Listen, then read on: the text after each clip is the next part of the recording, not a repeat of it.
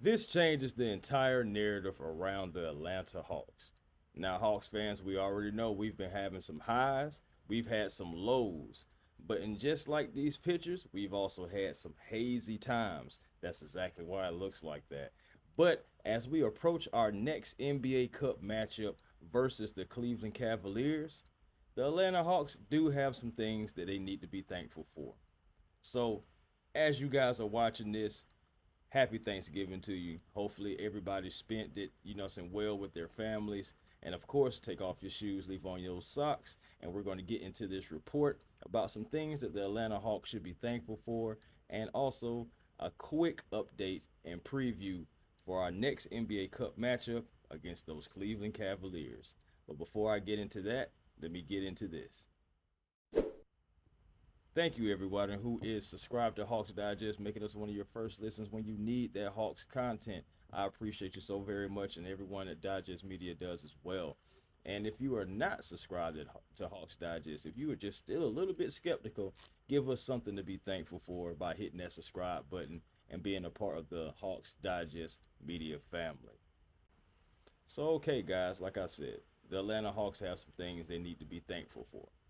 And first of all, being above 500 right now, it's an 11 and 8 record, but and it's also sixth best right now in the NBA. But at least we are above 500, especially missing the head of the snake, Trae Young, out of the lineup right now, and other guys are getting opportunities. But there's a few other things and some guys that I want to get into.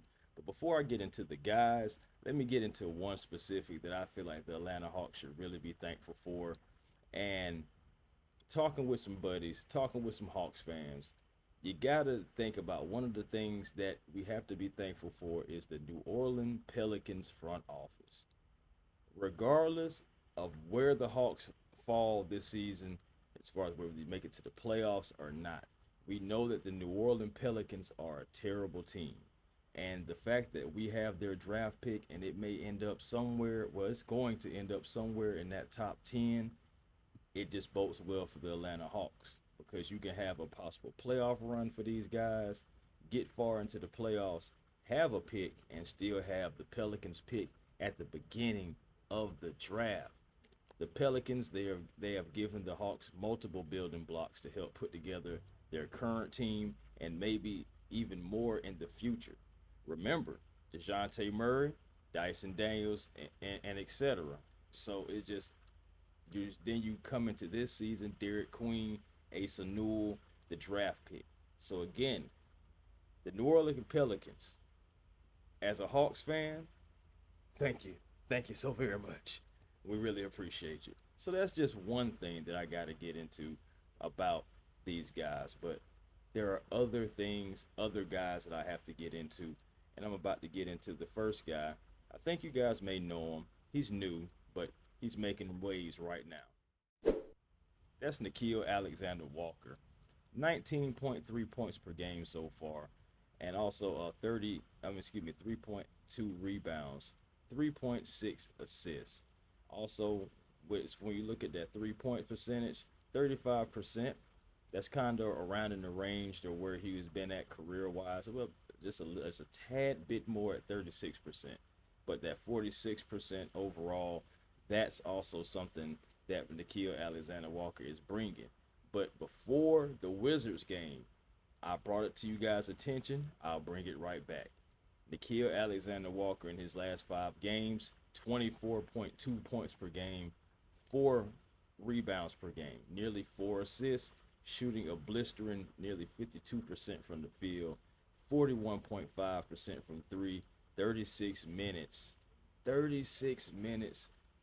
Nickeil Alexander Walker has been a godsend. I tell people, and I tell people, and I told people, they messed up by letting the Atlanta Hawks get a guy like this. Somebody who is a connector, somebody who can go get his own bucket, somebody who is being aggressive. He signed his deal with Converse, so he's possibly having a shoe deal coming real soon with Converse. But as far as his own signature shoe, so you look at it, a lot of things are going on with Nickeil Alexander Walker. And I must say, that guy, I'm glad that he's an Atlanta Hawk. But moving on, there are other things that the Atlanta Hawks are thankful for. Jaylen Johnson. Jaylen Johnson leads just about every statistical category except for steals and blocks for the Atlanta Hawks. Scoring, field goal percentage, just getting to the rim and being able to be that guy who is arguably having his best season so far. The thing about Jaylen Johnson right now, as you see in his averages, the 21.5, 9.5, 7 assists, shooting 38% from the three, which is better than his career numbers, but 54% from the field. Jaylen Johnson is one of those guys, and when he just gets downhill, it's over. And the fact that he has that 6'8" frame, when he's being that point forward, he's able to initiate the offense. He's able to look over guys who may be smaller. He's able to just see the entire floor. But we saw that previously, but now after a few off seasons working with guys like LeBron James and just continuously working on his ball handling, Jaylen Johnson is becoming that all-star caliber type of a guy. And as long as Trae Young is sidelined, we will see Jaylen Johnson at full disclosure, as full display, as long as Trae Young is out. But we do miss Trae Young. But I'm just talking about the guy, Jaylen Johnson, and he has been on a tear. He is something that the Atlanta Hawks definitely must be thankful for. Now, there are also two other things, two other guys. So I got a total of 5 total. Next guy I must talk about, Onyeka Okongwu. Onyeka Okongwu is a guy that, honestly, man, 00, he's always giving effort. It says 6'10". There, like, honestly, I don't believe so. There's no way that Onyeka is 6'10" for real. Onyeka's got to be 6'8", 6'9".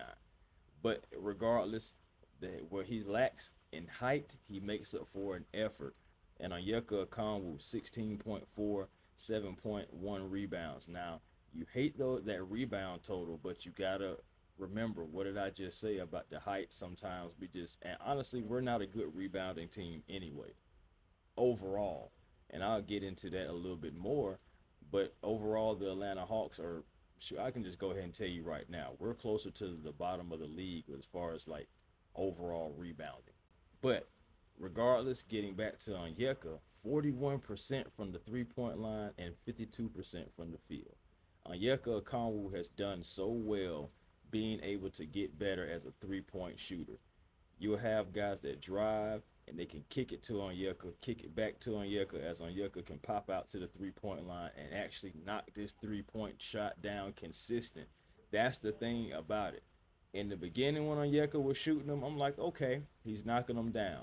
Now, I feel like Onyeka is starting to really become a knockdown three-point shooter. He really is. His volume is going up. His confidence is going up. And Onyeka Okongwu, I have to admit, the development on the three-point shot for Onyeka, if there's anything that's going to help Onyeka have at least a lengthy career, it's going to be that. His ability to now be able to shoot and knock down that three. It just really extended his career. Because if he stayed at his game as what it was before, he wasn't going to last long, Hawks fans. I like Onyeka, but I'm just keeping it real into what NBA basketball is turned into nowadays. Last guy, Vit Krejci. Vit Krejci, let's start from the bottom. 49%, nearly 50% from three, Vit Krejci has been shooting. 53% from the field, averaging 10.5 points, 2.1 rebounds. The other numbers, he only gives you a little bit. But one thing about it, Vit Krejci has been so confident. He even said it himself. He hasn't been on a heater like he has been like in his whole entire basketball career. But Vit, I'm so happy. Like, I seen it over the off season. I've been talking about it even last year when I first started with Hawks Digest back in January.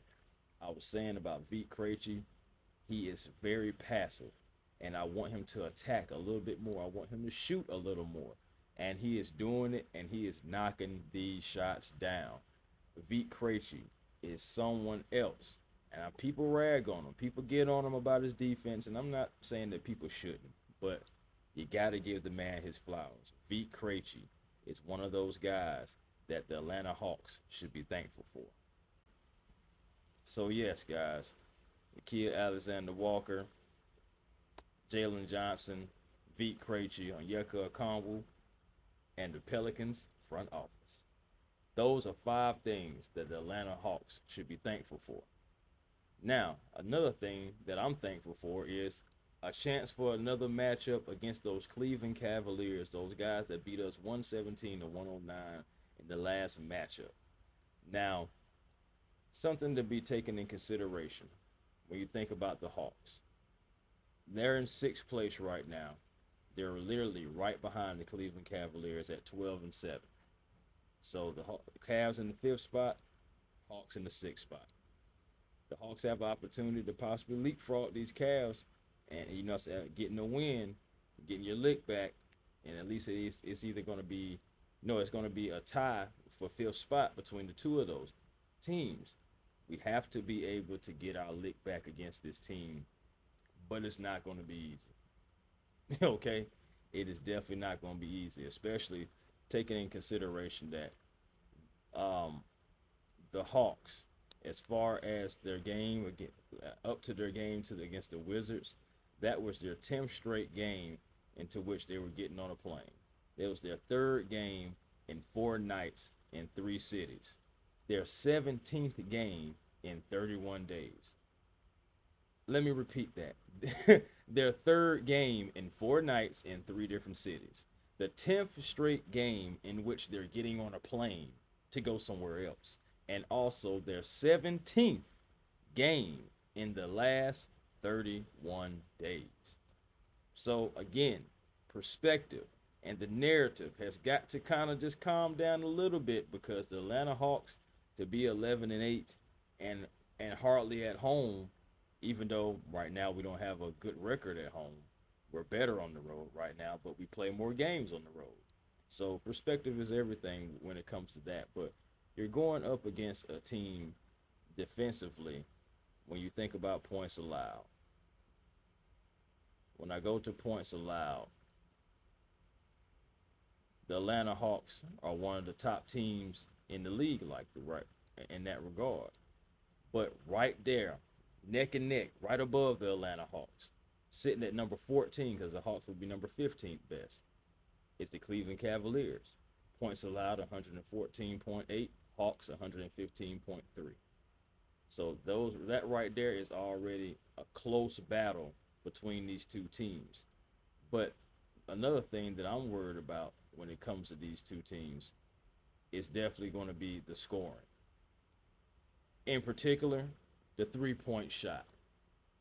The Cleveland Cavaliers are the team second in the league with the most 3-point attempts made, not just attempted.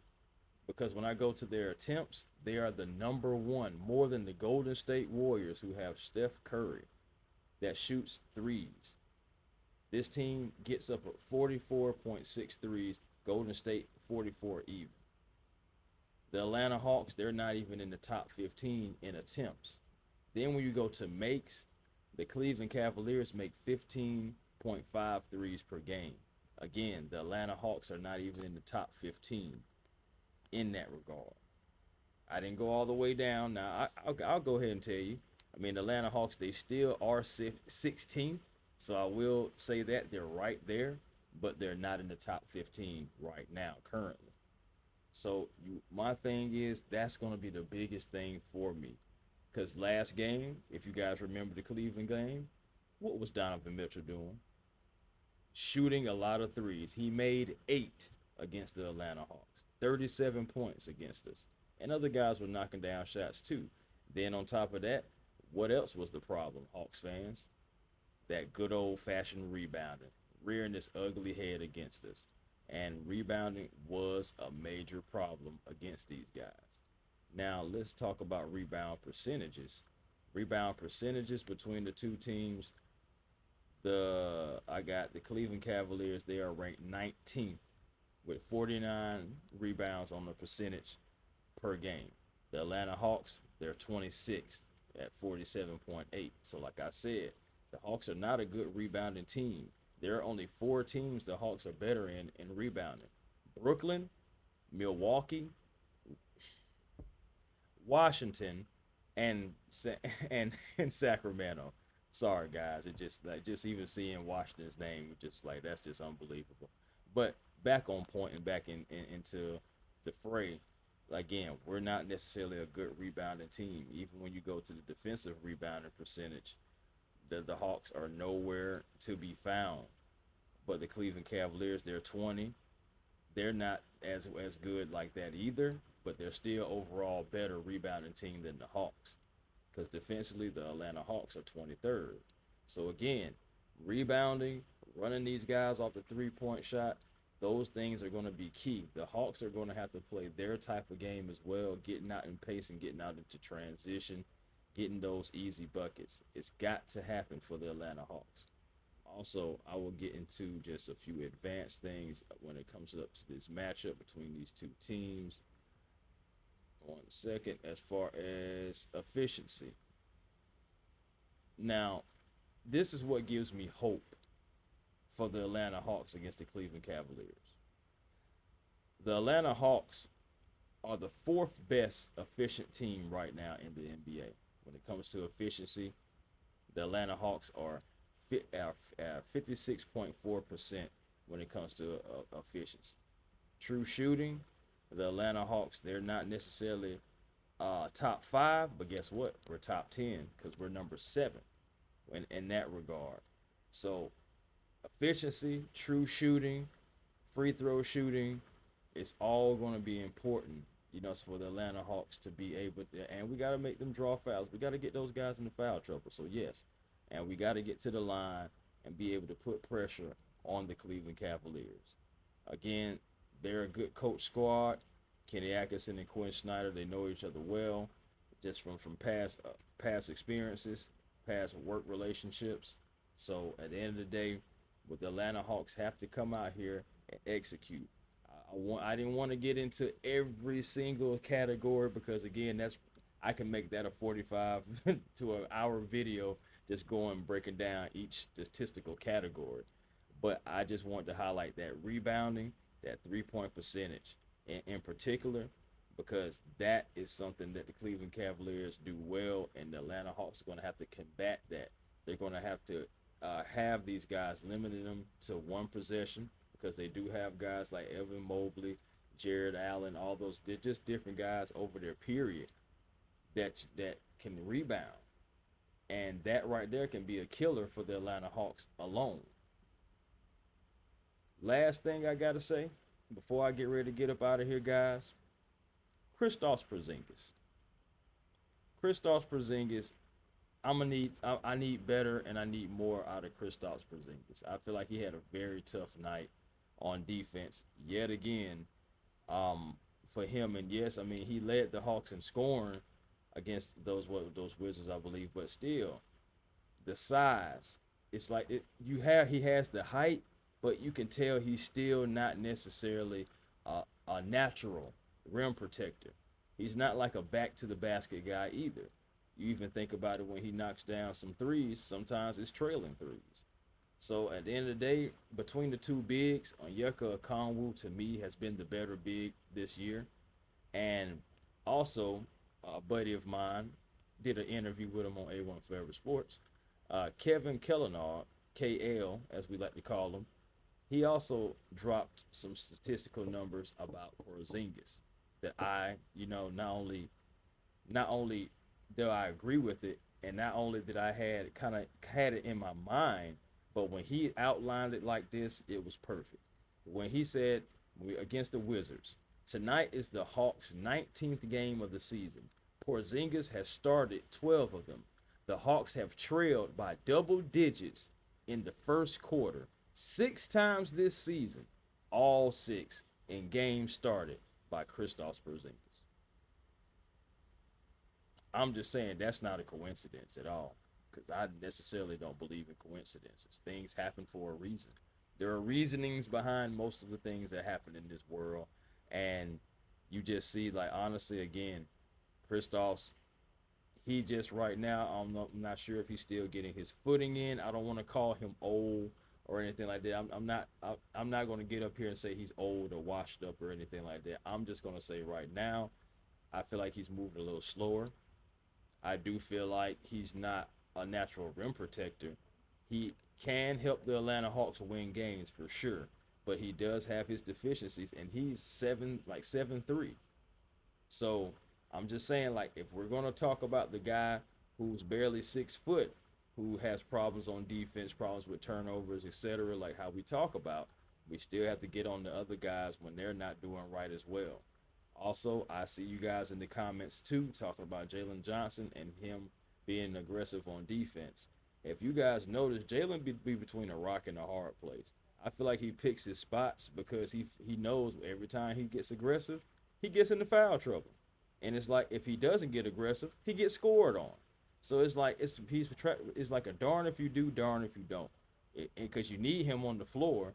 So is Jaylen Johnson going to be another guy that we have to talk about as far as on the defensive end, along with Porzingis? And we already been talking about Trae Young. So perspective, Hawks fans, perspective. But guys, let's try to get off the snot. We got to shake off that Washington Wizard loss. To be honest, I can't wait to see the new merit of the Atlanta Hawks, because it's either going to do one or two things. A loss like that to the Washington Wizards, a 1-15 team at the time, it's only going to do one or two things. It's going to either ignite a fire to say, hey, look, we are way better than this. This cannot be the standard at all. This is not okay. And we're going to go out here and we're going to take it out on the next team and the next team and the next team. Or that is going to be the beginning of a downward spiral. Because losing to a team like that, that kills morals, that kills locker rooms. Slowly but surely. So we're going to see which Atlanta Hawks show up against the Cleveland Cavaliers. And in this entire rough stretch, because the next 3 games are tough going into the first, but I'm going to go ahead and add in that Clippers game and also that Nuggets game. The game on the 3rd of December and the game on the 5th of December as well. So the Hawks have a nice tough stretch that they have to get ready for. Also, if the Atlanta Hawks lose this game, you can pretty much say they're eliminated from NBA Cup competition, because they will be 1-3 in the NBA Cup. Right now they're 1-2. Right now the Cleveland Cavaliers are 2-1. Something's got to give, and hopefully for the Atlanta Hawks, it'll be the Cleveland Cavaliers. But until next time, everybody, peace and blessings to you all, and to you all, happy Thanksgiving, and I will holler.